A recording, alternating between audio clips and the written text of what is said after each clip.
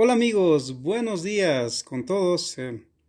Espero que estén mejor. Les comento que tuve que salir justamente a comprar algunos víveres antes de que la vecina de mi barrio donde vivo acá, en el sector de Carcelén, cierre porque había dicho que al mediodía ya va a cerrar. Así que quería saludarles y si podemos conversar pues algún tema de la Biblia. Sería excelente, de teología o de temas hebreos, de temas griegos, de filosofía o de historia, porque también la historia es muy interesante, ¿verdad? Para los que nos gusta la historia. Así que el día de hoy, si es que hubiera como también se puede hacer preguntas para poder responder las inquietudes que de pronto algunos amigos tengan.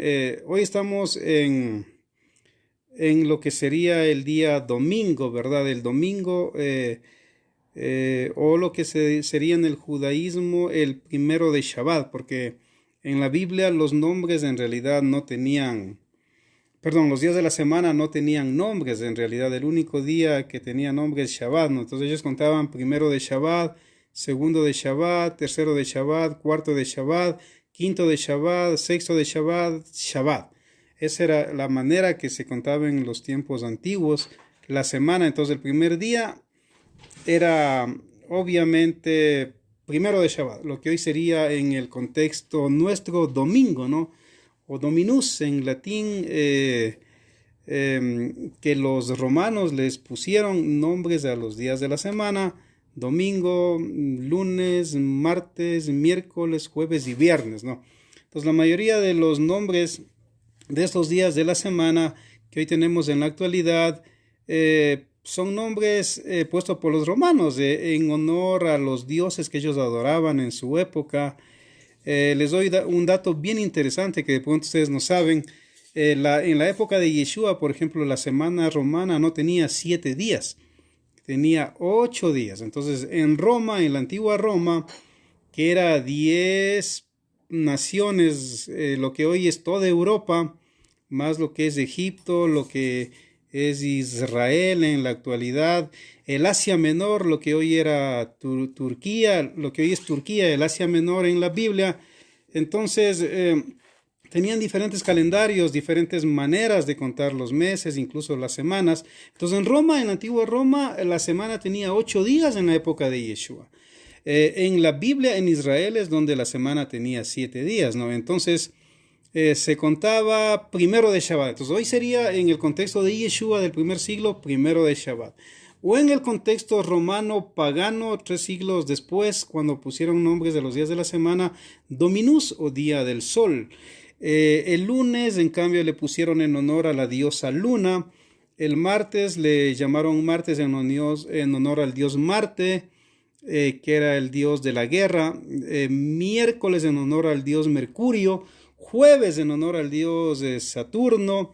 Y viernes le bautizaron con ese nombre a ese día en honor a la diosa Venus, la diosa del amor en el contexto latino, en el contexto pagano de los romanos de la antigua Roma. Entonces, hoy estamos primero de Shabbat o estamos domingo en nuestro contexto en el calendario gregoriano.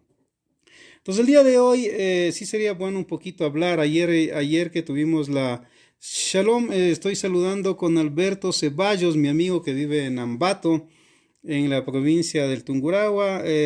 Muchos saludos, Alberto, gracias por escucharme. Entonces, el día de ayer que estudiábamos en Shabbat, yo les contaba que sería bueno un poco ver también algo de historia sobre la libertad de culto acá en el Ecuador. Entonces, ¿qué es esto de la libertad de culto? Ahora que tenemos este tiempo que Dios nos da también como para aprovecharlo estudiando la historia en base también un poco a la escritura. Entonces, yo les contaba el día de ayer que estuve por Montecristi con un equipo misionero de una congregación que se llama Yere a las Naciones de acá en Quito, con hermanos que son muy serviciales en las misiones. Entonces justamente pudimos conocer lo que es Montecristi, pudimos conocer el edificio donde se dio la constituyente de nuestro país en el año 2009. Saludos Jenny también que me está escuchando, si no recuerdo mal, desde Nicaragua.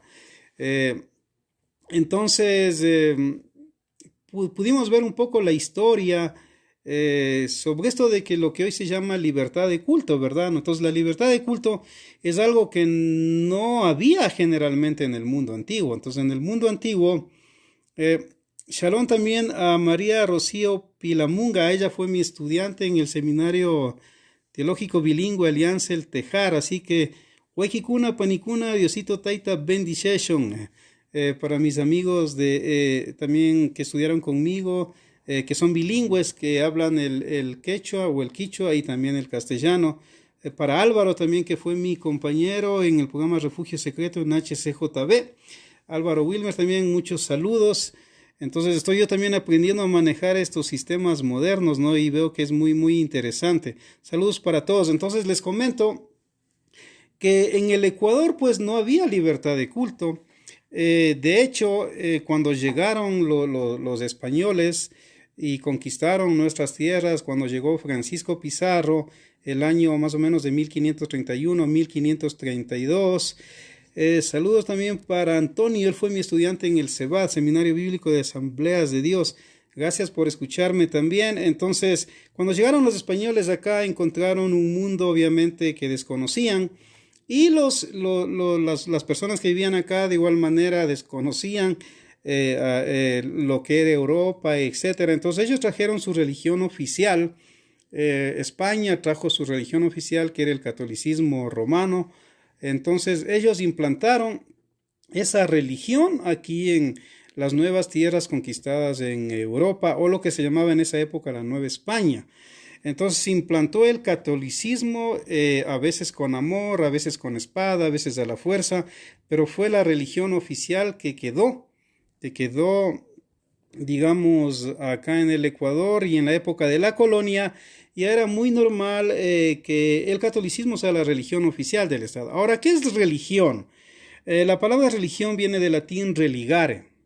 Religare, entonces, ¿qué quiere decir? Volverse a Dios, unirse a Dios, girar en torno a Dios y dejar una vida alejada de Dios. Eso sería el concepto humano, digamos, teológico de lo que es religión, volverse a Dios. Entonces ellos trajeron su religión oficial y de hecho aquí en el Ecuador solamente existía el catolicismo apostólico y romano como religión oficial del Estado. Obviamente dentro de la religión católica hubieron cosas muy buenas que ellos trajeron, por ejemplo, que hay que rescatar como la Biblia, aunque la Biblia estaba solo en latín, nadie podía tener una Biblia, solamente los sacerdotes, los obispos, el arzobispo, podían tener acceso a las escrituras y eso más en latín. Entonces, no es que la Biblia en la época de la colonia estaba para el pueblo, o como decían, para el vulgo en la antigua Roma, sino que solamente eran los prelados, eran los que tenían poder, obviamente también económico, poder político, poder social, que de pronto tenían acceso a una Biblia y era en latín. Entonces, siempre las misas en nuestra tierra, en el Ecuador y en muchas partes del mundo, se daba en latín. Nadie podía entender porque en ese tiempo había mucho analfabetismo, no es que las personas entendían el latín. De hecho, usted puede imaginar a los sacerdotes en la época de la colonia dando la misa en latín y la gente no entendía, no comprendía. Y también daba la misa de espaldas al público. Entonces, en la época de la colonia, obviamente, había mucho desconocimiento de la Biblia. Apenas los que conocían la Biblia eran los prelados o los sacerdotes católicos.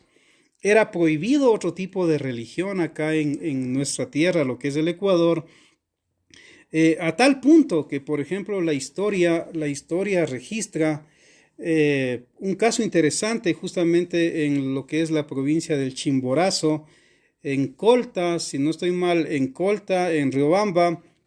Hay un caso interesante que nos narran los biógrafos, los historiadores, que había logrado entrar pues acá en nuestra tierra un protestante, ¿no? Recuerden que en esa época había muchas guerras en la vieja Europa, entre los cristianos católicos y los cristianos protestantes que seguían la línea de Martín Lutero, de Calvino, de Zwinglio, de los hermanos Wesley, de Conrado Grebel, que es un personaje muy desconocido para muchos, pero que en realidad de él provienen los anabaptistas, después llamados los bautistas especiales, bautistas generales.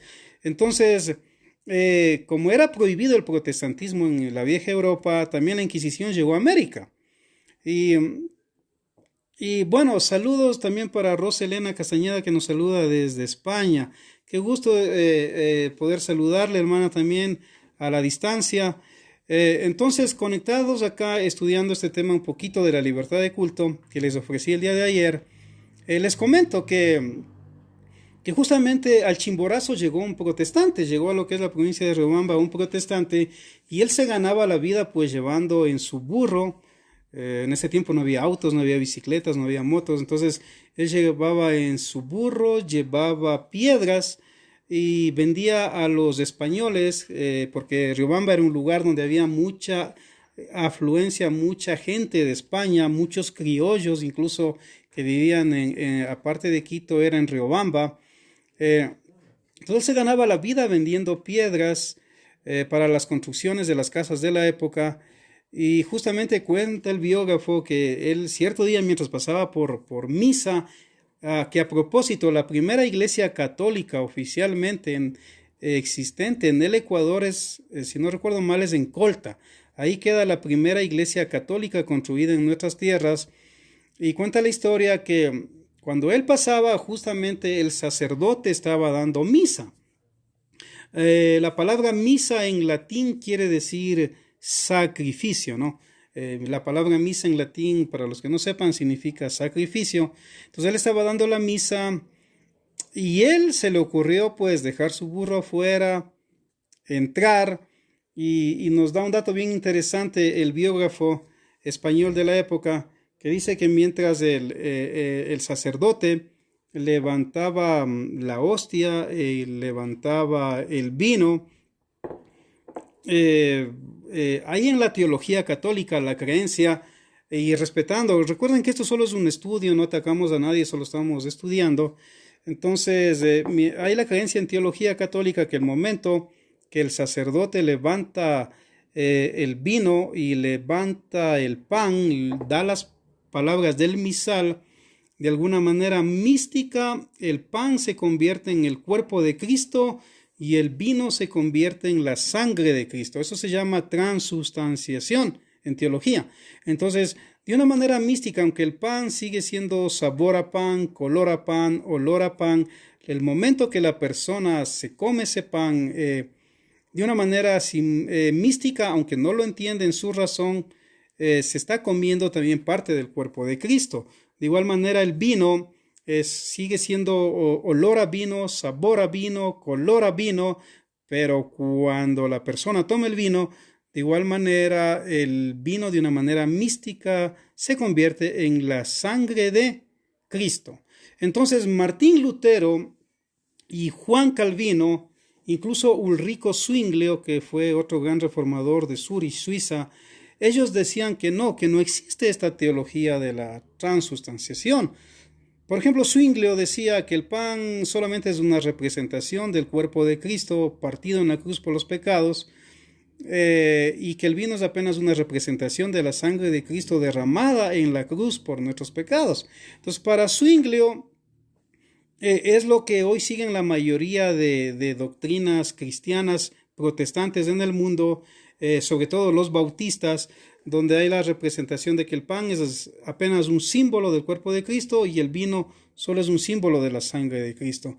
Entonces ya había estas ponencias, estas interpretaciones diferentes que de pronto ahora no causan problema porque hay libertad de culto, pero en ese tiempo, al ser la Iglesia Católica la única oficial de los estados, obviamente esto llevaba a muchos problemas como la persecución, la quema en la hoguera, la muerte, les quitaban los bienes. Entonces este protestante pues osó decir en plena misa en Riobamba que eso no era así lo que el sacerdote estaba diciendo, y que el pan no es que se convierta en la carne de Cristo, ni el vino se convierte en la sangre de Cristo. Y resulta que por orden del sacerdote, los dos soldados españoles que estaban afuera en la entrada de la iglesia sacaron sus espadas y le cortaron la cabeza, aunque usted no lo crea. No de Ripley, de nuestra historia del Ecuador. Entonces le cortaron la cabeza.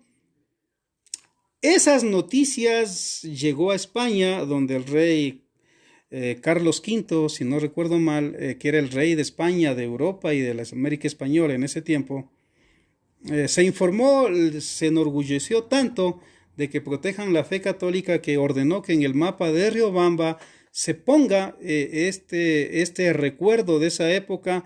Y si usted va a los mapas de Riobamba antiguos, sobre todo, a los escudos de Riobamba, sobre todo antiguos, va a encontrar que hay dos espadas cortando la cabeza de un hombre, y justamente ese es el protestante que protestó ese día contra la teología de la transustanciación. Ahora, también hay que recordar que la Biblia nos manda a ser prudentes. Si alguien no está de acuerdo con alguna ponencia, con alguna interpretación de alguna iglesia, de alguna doctrina, de alguna religión, uno debe respetar, porque se va a meter en problemas. Entonces, hoy podemos ver que hay muchos tipos de cristianismos. Por ejemplo, en el mundo hay más de 40,000 denominaciones solo cristianas, protestantes, con personería jurídica, que dicen que son el camino correcto y cada quien tiene su interpretación. Entonces eso es respetable y cada quien respeta la interpretación de cada quien, mucho más ahora que estamos en tiempo de la ley de culto. Entonces uno puede ver que dentro de los mismos tipos de cristianismos hay muchas interpretaciones de varios textos bíblicos, de la escatología, de si la mujer puede o no puede servir en la congregación, puede ser pastora o solo el hombre puede ser pastor, si es correcto que una mujer use pantalón o falda, que se corte el cabello, que no se corte el cabello y cosas así. Usted va a encontrar cualquier cantidad de desacuerdos que justamente son los que producen que se formen nuevos grupos cristianos. Entonces, en este caso, volviendo al contexto histórico del catolicismo en nuestra tierra, no se podía ser ni siquiera ciudadano. Bueno, en ese tiempo no se llamaba Ecuador. Ecuador apenas viene este nombre en nuestro país desde a raíz de 1830, cuando se da la separación después de lo que muere Simón Bolívar, se da la separación de lo que es del Reino de Quito, de la Gran Colombia, y ahí se pone a este país por primera vez Ecuador, que es una palabra francesa que significa mitades, ¿no? Es como Quito, Quitus, también significa mitades, porque aquí está la mitad del mundo. Entonces en este sentido, digamos, ya en nuestra tierra hubo la muerte de un protestante en la época de la colonia, justamente en la primera iglesia católica oficial en el Ecuador, que quedaba en Colta. Entonces no se podía ser ciudadano ecuatoriano si no era católico apostólico y romano. Entonces usted puede imaginarse, en ese tiempo no existía el registro civil. La única cédula de identidad, entre comillas, por llamarlo así, era la papeleta de bautismo que el sacerdote le daba en la iglesia cuando los padres iban a bautizar al niño. Entonces, lo que le identificaba que la persona existía y era legal era ese documento de la papel de bautismo, del paido bautismo o cuando se bautizaba a los niños. Entonces, al no haber registro civil, no había cédula de identidad, no había divorcio. O sea, muchos de pronto se sorprenden, aunque el matrimonio es lo ideal que sea para toda la vida. Hay casos que de pronto es bien complicado mantenerse en un matrimonio, por más que se quiera, mucho más cuando hay peligro de muerte, porque hay muchos hombres que a veces han matado a mujeres a través de la historia por celos, por violencia, o puede haber mujeres también que a veces son bien complicadas, que han engañado a sus esposos. Es muy peligroso. Entonces no había la posibilidad de un divorcio. Entonces, al no haber registro civil, obviamente todo estaba en poder de la iglesia. Todo estaba en poder de la iglesia. Entonces la iglesia decidía muchas cosas. Igual el matrimonio, al no haber registro civil, No es que la persona podía coger dos testigos, ir a un registro civil y casarse y la foto y no, nada de eso. O sea, entonces el matrimonio era válido solamente de igual manera si se lo hacía en la iglesia. En la iglesia. Entonces era lo que regía el mundo antiguo, sobre todo en nuestra tierra, lo que estoy hablando en el Ecuador. Entonces en esos asuntos, digamos, un poco difíciles de llevar en el mundo antiguo, no había libertad de culto. La persona no tenía opción de tener una Biblia, por ejemplo, como yo la tengo aquí, yo tengo varias versiones. Esa es la Biblia Reina Valera de 1909 de la Liga Bíblica. Por acá tengo una versión que es la de la NTB, que es basada un poco en las traducciones de William Tanley, que él fue el primero en traducir al inglés el Nuevo Testamento en Inglaterra en la época de la Reforma. Y tengo en mi biblioteca, gracias a Dios, muchas versiones. Entonces nadie podía tener acceso a una Biblia. Nadie tenía acceso a una Biblia. Entonces aquí viene algo bien interesante en la historia. Un hombre llamado Diego Thompson o James Thompson, para muchos desconocidos, él nació el 1 de septiembre de 1788 y le pusieron sus padres James Thompson. Fue el tercer hijo de William Thompson y de su esposa Janet Burnett. Entonces él nació en Escocia. Y este hombre va a ser el que Dios va a utilizar para que con el tiempo llegue a ser la primera persona que llegue a nuestro continente, sobre todo Sudamérica, Centroamérica, trayendo por primera vez la palabra de Dios en castellano. Entonces, Diego Thompson, él con el tiempo fue un educador en lo que es Escocia, Inglaterra, el Reino Unido, pero también era protestante. Entonces él es contratado por Simón Bolívar. Recuerden que Simón Bolívar, al que se le conoce como el libertador de 5 naciones, él en realidad, aunque era de Venezuela, fue un hombre muy viajado, viajaba mucho, estuvo en España, estuvo en Francia, estuvo en Inglaterra, conoció los otros tipos de religiones que acá la gente desconocía.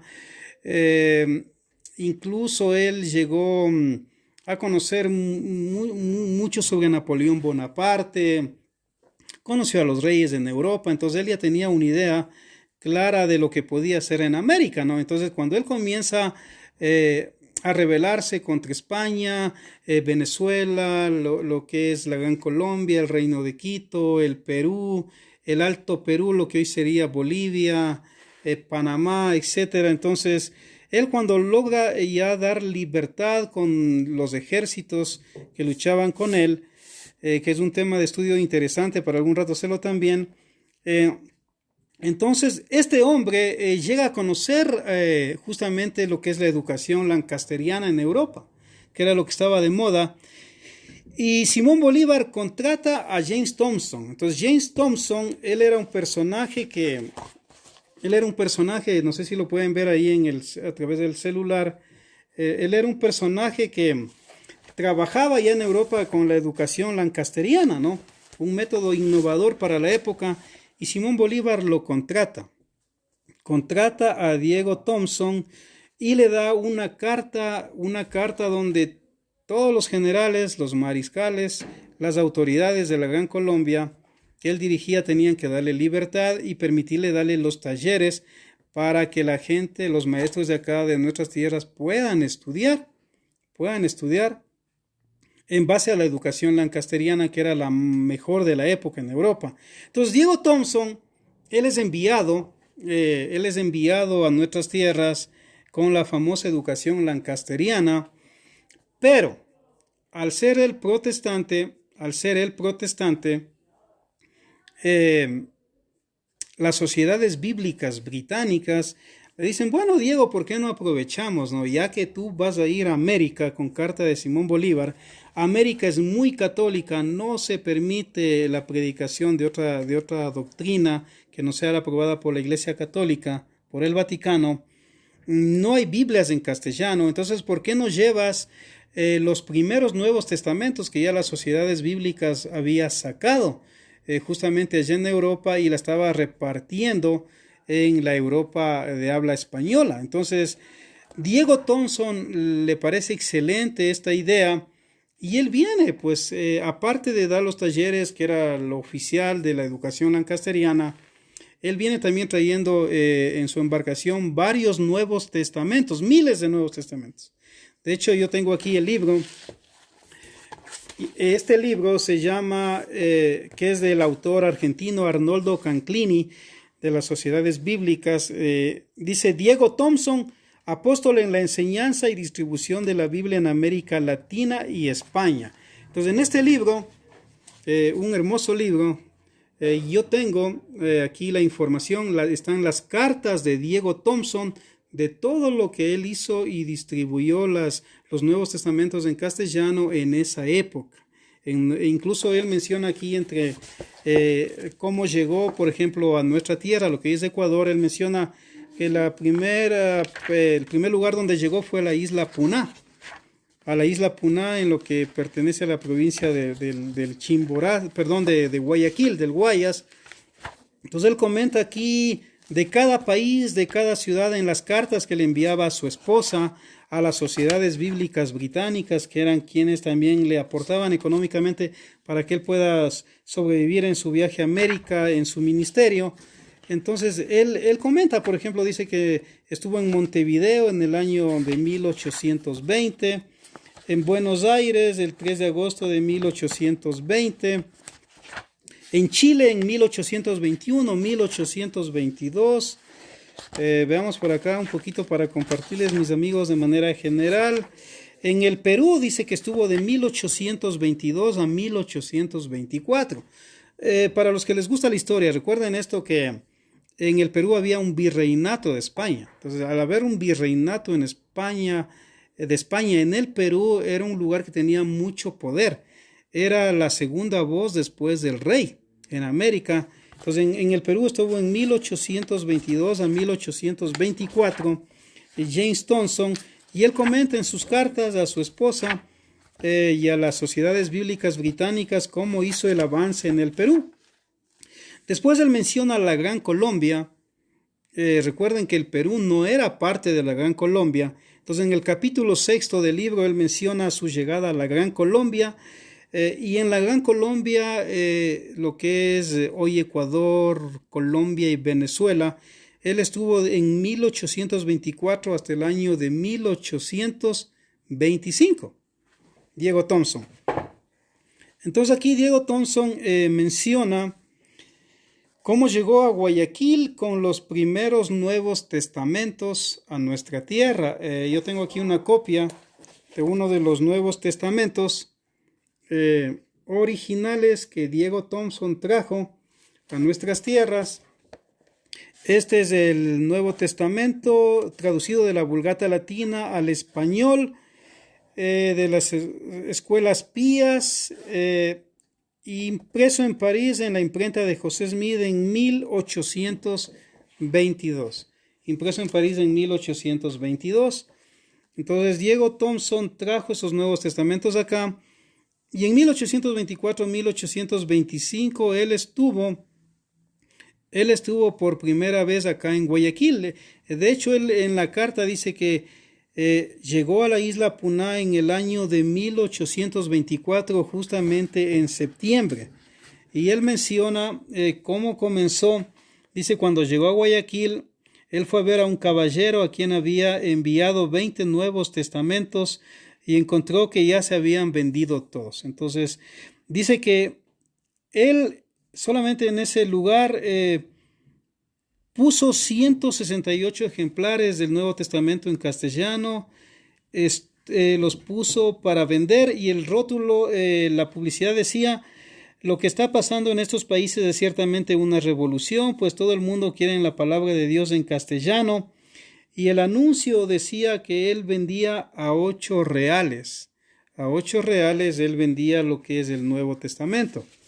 Después él fue a Babahoyo, después él fue a Guaranda,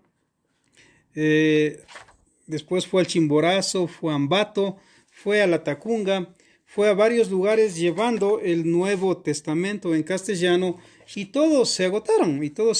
Entonces, muchos sacerdotes, incluso obispos, pudieron encontrar por primera vez la palabra de Dios en castellano, porque recuerden que aún los sacerdotes católicos tenían la palabra de Dios, pero solamente en latín.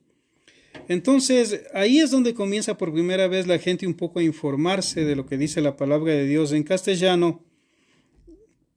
Y luego es que al haber todavía lo que se llama en la religión oficial del Estado, que en ese tiempo era el catolicismo, no había libertad de culto. Entonces, a tal punto que la historia nos recuerda que hasta la época del presidente Gabriel García Moreno siempre se mantuvo la religión oficial del Estado como el catolicismo. Entonces, ¿cuándo fue que vino libertad de culto al Ecuador? Fue justamente en el gobierno de Eloy Alfaro. Entonces, Eloy Alfaro, cuando él llega al poder en la famosa carta de 1897, en la Constitución alfarista, él es donde permite lo que es la libertad de culto en el Ecuador. Entonces, al haber libertad de culto en el Ecuador, de hecho la Unión Misionera fue la primera congregación oficial con venir con libertad de culto al Ecuador fue la Unión Misionera. Y eso hablamos más o menos a finales de los años 1895, 1897, antes de 1900. Entonces la libertad de culto recién se dio en el Ecuador en la Constitución alfarista de Eloy Alfaro. Entonces ahí es también con Eloy Alfaro donde va a venir lo que es el registro civil. El registro civil se crea de igual manera con Eloy Alfaro. Ahí recién aparecen los matrimonios al estilo civil. Entonces, antes de Eloy Alfaro nunca habían matrimonios civiles, solamente el matrimonio eclesiástico, el matrimonio de la iglesia católica. Entonces, con Eloy Alfaro se crea el registro civil, donde incluso la persona ya tiene que casarse en lo civil y luego puede casarse en la iglesia. Entonces, el día de hoy, más que el matrimonio religioso ante la ley, lo que vale es el matrimonio civil. Pero en el mundo antiguo el matrimonio que valía era el matrimonio religioso. Entonces, eso, mis amigos, les comparto un poquito de la historia. Entonces, acá en el Ecuador la libertad de culto se da con el gobierno de Eloy Alfaro. Ahí se crea el registro civil. Ahí él permite incluso el divorcio para las personas que ya no puedan vivir en paz en un hogar. Se da por primera vez los divorcios históricamente en el Ecuador en esa época, que asustaba a mucha gente de la época. Obviamente el divorcio nunca va a ser bien visto, pero a veces puede ser una opción para un matrimonio que ya es insoportable, que puedan seguir juntos. Entonces se crea el registro civil, se crea varios tipos de leyes que antes no habían. Entonces, un poquito eso nos narra la historia. Entonces, es importante también darnos cuenta que la libertad de culto que gracias a Dios hoy tenemos, eso nos puede también a uno animarle para estudiar y para practicar la creencia, la religión que uno considere correcta. Mientras no se vaya uno contra el Estado o contra la moral. Eso dice la ley del Ecuador. También hay mucha libertad en la ley sobre la libertad de conciencia. ¿Qué es la libertad de conciencia? La libertad de conciencia, que es un poco más nuevo, eso les cuento. Si bien es cierto, la libertad de culto vino con Eloy Alfaro, ya con la libertad de culto ya podía haber el catolicismo romano como siempre ha habido, podía haber el protestantismo en sus varias ramas. Entonces comenzaron a llegar primero la Unión Misionera, con el tiempo vino la Alianza Cristiana y Misionera, llegaron ministerios como Asambleas de Dios, los bautistas, etcétera, etcétera. Entonces, sin embargo, el día de hoy también hay lo que hay libertad de conciencia. ¿Qué es la libertad de conciencia? La libertad de conciencia quiere decir que una persona, aunque vaya a una congregación, ya no se le puede exigir necesariamente creer todo como de pronto una denominación o una organización crea, ¿no? Entonces tenemos libertad de culto y tenemos libertad de conciencia. Entonces, en estos tiempos que estamos viviendo, podemos aprovechar también el tiempo para estudiar estos temas de la Biblia, para poder compartir, para poder analizar también en base a la Biblia varios temas que de pronto son de interés para los que nos gusta estudiar la Biblia y la palabra de Dios. Esos, mis amigos, que eso querías compartirles un poquito, cómo llegó la primera vez la palabra de Dios en castellano acá con Diego Thompson, cómo se dio la libertad de culto con el gobierno de Eloy Alfaro, un poquito de esto de lo que es la libertad de conciencia, de la creación del registro civil y poder aprovechar también el tiempo de esta manera estudiando. Así que ha sido un gusto saludarlos y Dios mediante me pueden dejar preguntas como para en algún próximo video en vivo yo dar paso a esas preguntas y poder dialogar aprovechando la tecnología. Así que el Eterno les bendiga y que tengan un buen día. Shalom.